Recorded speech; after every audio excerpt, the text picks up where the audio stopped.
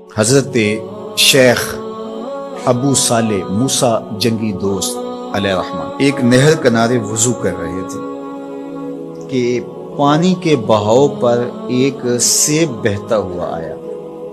بھوک پہلے ہی لگی تھی، سیب کو دیکھا تو اشتہا غالب ہو گئی، سیب اٹھایا اور کھا لیا۔ جب کھا چکے تو معاً خیال آیا کہ یہ تو میرا تھا ہی نہیں، تو جدھر سے پانی آ رہا تھا، بہاؤ جدھر سے تھا، ادھر کو سفر شروع کر دیا۔ تھوڑی دیر چلنے کے بعد دیکھا کہ ایک باغ ہے اور اس میں سیب کے درخت ہیں اور اس کی شاخیں پانی کی طرف جھکی ہوئی۔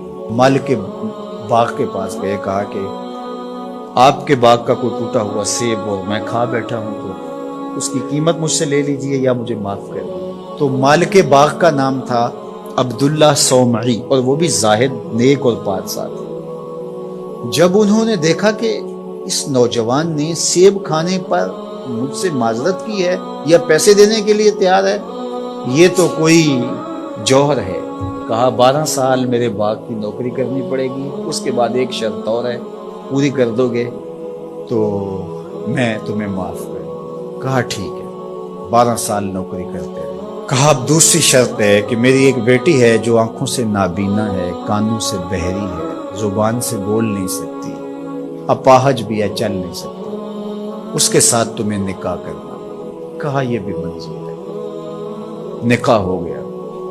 کہا اس کمرے میں تمہاری بیوی تمہارا انتظار کر رہی۔ جب کمرے میں دیکھا تو ایک صحیح الاعضاء خوبصورت صاحب جمال خاتون منتظر تھی۔ سمجھا غلطی لگ گئی ہے۔ واپسی جلدی سے پلٹے اور اتنی تیزی سے پلٹے کہ دروازے کی چوگاٹ کے ساتھ سر لگا اور سر پھٹ گیا اور خون بہ رہا اور واپس آئے۔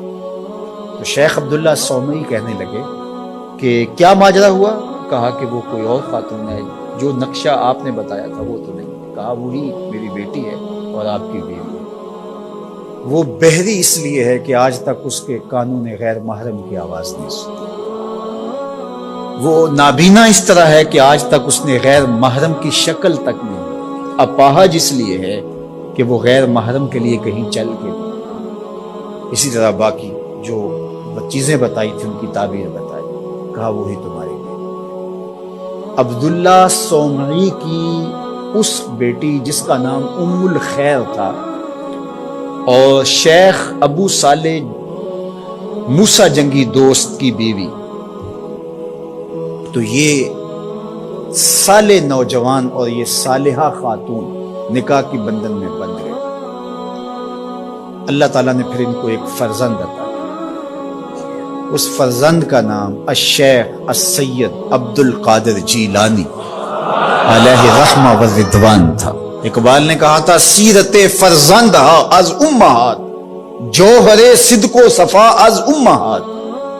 بیٹوں کی بیٹیوں کی سیرتوں کا جوہر ماؤں سے ہوتا ہے۔ باپ کا رزق حلال اولاد پہ اثر انداز ہے۔ رزق حلال اگر آپ کی زندگی میں شامل ہو جائے تو پھر اس کا عملی نتیجہ یہ ہے کہ ایک صالح معاشرت کی بنیاد پڑتی ہے اور آپ صالح معاشرت کے ایک بہترین فرد ہوتے ہیں۔ جس طرح رزق حلال نسلوں میں سرایت کرتا ہے اس کی برکت میں، اسی طرح سچائی اگر کسی معاشرے کے اندر پیدا ہو یا کسی فرد کے اندر پیدا ہو تو سچ اپنا راستہ بناتا ہے۔ اگر آپ کی زبان سچ نہیں بولتی اور آپ حلال رزق نہیں کھاتے تو پھر آپ جتنے مرضی نفل پڑھیں، جتنی مرضی عبادتیں کریں، اللہ کی قربت کا تصور بھی نہیں کیا جا سکتا۔ نجات کا راستہ یہ ہے کہ ہم ان دو چیزوں کو اپنی زندگی میں لازم کر لیں۔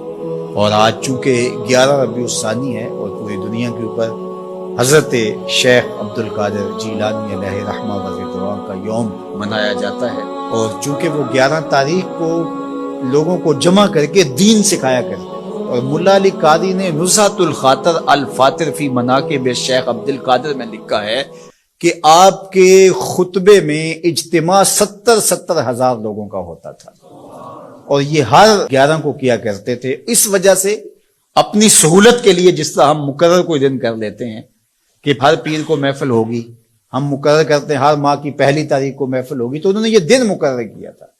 اور اس دن میں جب لوگ دور دور سے آتے، بغداد کے بھی بابو شیخ پہ لوگ جمع ہوتے اور باقی شہروں سے بھی لوگ اس دن آتے کہ چلو آپ کا آواز سنیں گے، تو آنے والوں کو کھانا بھی کھلایا جاتا، کیونکہ حضرت شیخ فرماتے ہیں کہ آدھا فقر بھوکوں کو کھانا کھلانا اور ننگوں کو لباس پہنانا ہے. تو جب جو لوگ آتے تھے تو ان کو کھانا بھی کھلایا جاتا تھا. اب لوگوں کو صرف کھانا یاد رہ گیا ہے، اور جو واز کیا کرتے تھے، جو اس اجتماع کی روح تھی جس کے لیے سارے لوگ آتے تھے، وہ ہم نے بھلا دی ہے. تو ہم عمومی طور پہ رسم پرست ہو جاتے ہیں، روحیں ہم سے رخصت ہو جاتی ہیں. جو بھی چیزیں ہوتی ہیں ان کی روحیں ختم ہو جاتی ہیں اور ان کی رسمیں باقی رہ جاتی ہیں.